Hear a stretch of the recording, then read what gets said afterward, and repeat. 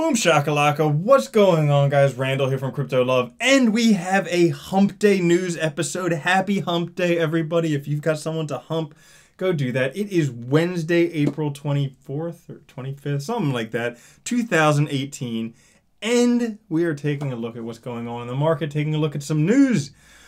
Overall today, oh, it's a red day. Bitcoin's down 4%. Oh, everything else is down. Holy jeez. Oh, look at all that red. That is just sad. Sad, sad, sad, sad, sad. Everybody's crying. Oh, it's all over. It's all over. But if we take a look for the week, though, everything is still up quite a bit. Bitcoin's still up 10%. Ethereum's up 20% for the week. Bcash is up 50% for the week. But the real winner this week is EOS, up 64% with their Dawn 3.0 release. They have some Supernode announcements coming up soon. So all of that stuff. EOS is really charging ahead. Another big one, Tron is up. So yeah, all of that going on in the market. Right now, the market cap is just under $400 billion at $392 billion. Bitcoin dominance back up 1% to 38.9%. Guys, I just want to show you, this has been a pretty phenomenal week in terms of market cap. If we just look at 7 days, I mean, aside from yesterday, but still, 335 billion to 385 billion, that's $50 billion, but at the all-time heights, $100 billion in a week. That's a lot of money to come into cryptocurrencies. Now, if we take a look at Bitcoin, oh, taking a look at that candle today, that is sad. We had such a gain yesterday, rose to the 200-day average, and then boo, falling right back down. Guys, there were a couple indicators right there that potentially could have spelt resistance for Bitcoin, and Bitcoin saw a little bit of resistance there. There was the 200-day moving average, also big even of $10,000. Both of those pretty much at the same point. That added up, and we saw the price fall back down for Bitcoin. Now, what's it going to do overall? Well, I am always optimistic about Bitcoin in the long term. I think it's going to do very well, and I'll go into some articles in a little bit. But a lot of technical analysts, they're saying Bitcoin's going to hover in the $6,000 to $12,000 range. Might it go outside of there? Yes, it might. But, you know, that's probably the range that it's sitting in. Some analysts predict an upcoming Bitcoin price explosion. All right, for a few reasons. Now, number one, according to Turtle BC, most of the orders in the books are buy orders. 90% of the orders in the books were buy orders, whereas only 10% were sell orders. So that hasn't happened since March 2017, when Bitcoin was just $1,000 and it 20x from there. Could it 20x this year? That would be phenomenal. Is it going to happen? Yeah. But we also have some big players entering Bitcoin, like George Soros, Mike Novogratz, the Rockefeller family, and institutional investors. Now, also, with Bitcoin, there's increased legitimacy. And what does that mean? That means it's too legit to quit. Hey, hey. It means that there's regulations. Regulations cause legitimacy.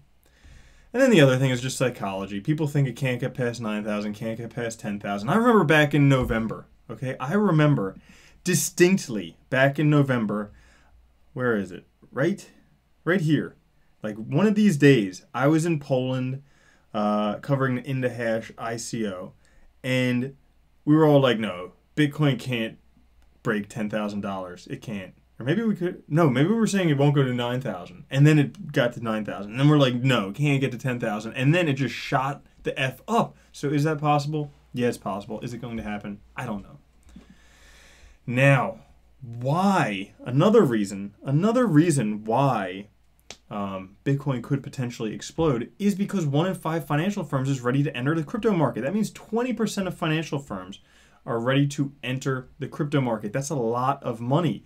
You see, these crypto markets, they have people who, the people who they do stuff for want to get into cryptocurrencies. They can't figure out how to do it. Well, now they want to get in. Now, getting in, Tom Lee from Fundstrat, he says he'd put new money into Bitcoin, not Bcash. My man. Yeah. But why does he say that? Well, right now, he just says if he were putting new money to work today, a fresh dollar, he would be a lot more interested in buying a laggard that could attract inflows as opposed to something that's potentially overbought. So he sees Bcash as being overbought right now, particularly with how much it went up in the past week. I mean, if we take a look at Bcash, it has gone up significantly from like $600 to $1,200, $652 to almost $1,500, potentially overbought, you think? Yeah. Whereas Bitcoin is the one that's attracting a lot of people. It has the name brand, it gets people's attention, and that's the one that we could see a lot of gains. Now, another article says Bitcoin is a colossal pump and dump scheme. The founding PayPal CEO. That is, gee, I wonder why. Because PayPal just increased their fees. They increased it to like $5 flat fee, increased fees for all types of stuff. But Bitcoin, where you could have worldwide transactions, inexpensive, instantaneous, that's a giant pump and dump scheme. Now maybe I'm just looking through rose-colored glasses. Let's see his argument. He claims that Bitcoin has no value as a means of payment. He claims it's accepted nowhere, comes with high transaction fees and delays attached, and is unsuitable as payment owing to its wild price fluctuations. Accepted nowhere. I know some places that accept Bitcoin, and also Coinbase has a credit card that you can use to spend things there. So yeah, it's accepted in places. A store of value due to its high price volatility. Yeah, right now it's volatile. I'll give him that one. So he's right. Volatile price, but things that you store value in, you expect them to be valuable in the future. So people do expect Bitcoin to be valuable in the future, much more than the volatility today. And it's not a thing in itself. It has no intrinsic value and only valuable so long as people believe that others want to buy it. In what rational universe, this is a great question. Just focus. In what rational universe could someone simply issue electronic script or just announce that they intend to and create out of the blue billions of dollars of value? In what universe could people just create billions of dollars of value? Just like the SEC, not the SEC, the Fed. They could just create billions of dollars of value just like that. They just print out money like nobody's business. So, I think he's got no point there. But I did watch this video recently, a Vice News video where they met with Vitalik Buterin, and he was talking about how he got into Bitcoin just with it. Can you guys hear the reggae in the background? Pretty cool. But where he got into Bitcoin because he saw how easy it was to exchange. Very cool video, so if you want to do that, check that video out. But this is some big news today. Nasdaq is open to becoming a cryptocurrency exchange. They say once the regulations smooth out and the space matures, it could be a crypto exchange. They would consider being one of the first crypto exchanges over time, but right now they have a deal with the Gemini exchange, which is a Winklevoss twins. Now, what does that mean for cryptocurrency? It means a lot. It means a lot.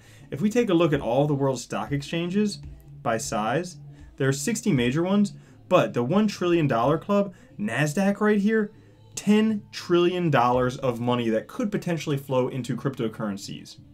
But would all of it flow into there? No, but that would be an easy way to get $1 trillion into cryptocurrencies by putting it on Nasdaq, among other exchanges out there. So that's a huge thing for getting more money into crypto, making us more money. Now, other things. Verge news for all of you guys who like Verge, they're looking to be added as a payment option on Spotify. They were just recently added to Pornhub. I think a great move. Spotify, another one. Those are big partnerships for Verge. I mean, Pornhub's huge. Spotify, huge. If they could get both of those, yeah, that would be huge. ZClassic spikes on dangerously vague rumors. All right.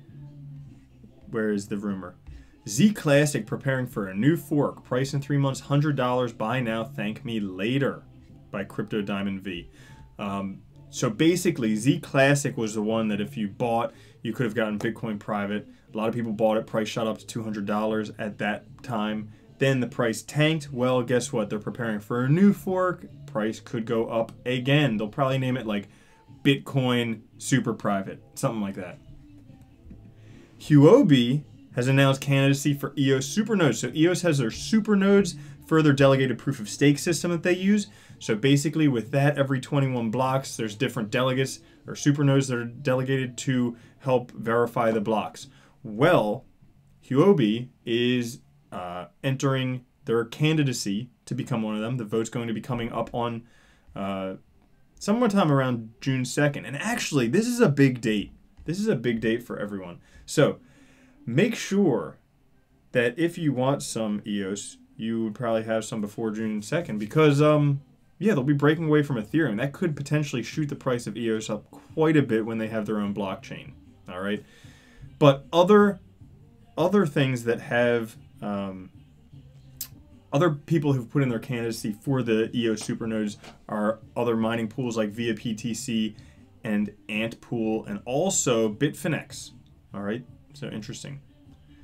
Now, with exchanges, decentralized exchanges, Neo had one, not Neon Exchange. That's a big decentralized exchange coming out, but Neo's Switcheo. It apparently has become the 4th largest decentralized crypto exchange, doing more than $2 million in trading during its first week of operations, and thus being listed on CoinMarketCap as an exchange. So that's big. Now, Switcheo is different than many of the other decentralized exchanges because it doesn't deal with ERC20 tokens. It deals with the NEP5 tokens. So tokens that you may have heard of, including Neo, NeoGas, Switcheo, Red Pulse, The Key, Bridge Protocol, Trinity, and Deep Brain Chain. So very cool. Also, this is a big one today, and later on today I'm having a video where I'm going to show you how to exchange any dust coins into Binance tokens. But yes, on Binance you can now exchange any coins that you have less than 0.001 Bitcoin of for Binance tokens. That's very cool. Because you can't trade them when they're that small. So now you can get that dust, put it in a Binance token, and Binance tokens are great to hold on to because they're the gas that powers the Binance exchange. So if more people use Binance exchange, those tokens will be more valuable. So yeah, the dust may be swept away. I'll show you how to do that later. Lastly, guys, this one, you've probably already heard about this, but if you haven't, there was a hack of MyEtherWallet yesterday. All right, it was a DNS attack, so the domain name servers were attacked in what has, I think it's called like a BGP hijack.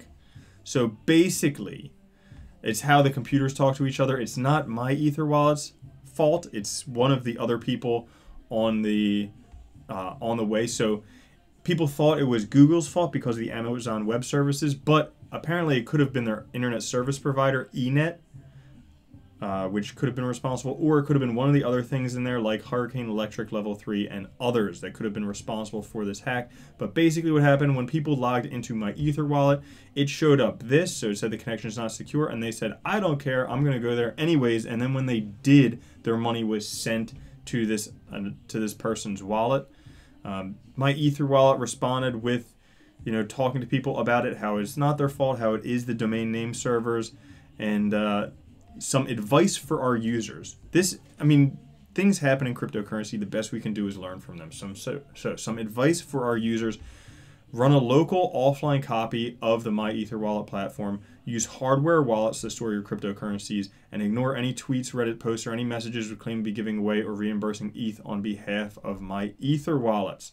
So all of those things. And then, guys, just like you use your brain, your gut. When something tells you it's not right, hold on, because your security is of paramount importance with cryptocurrencies. This is legitimate money that you're dealing with. So anytime something says, proceed with caution. I just wanted to show you guys here. This is what the website should look like. When you go to MyEtherWallet, there should be a green lock up there with MyEtherWallet Inc. And then also it should have HTTPS. So anytime you go there, that's what it should have. But using things like hardware wallets, it makes it more difficult for them to steal with a DNS attack like that. It's only when you use a private key on here that they can take a lot of the money. Now, people who have money on MyEtherWallet, they were not able to access that money because the money that you have is stored on the Ethereum blockchain. It's only if you logged into MyEtherWallet and put your private keys in there, then they would have been able to access the money. Now, this article is interesting because a security researcher, he says what's his name? Kevin Beaumont. Okay, he's a UK-based security researcher. He says that it may not be over.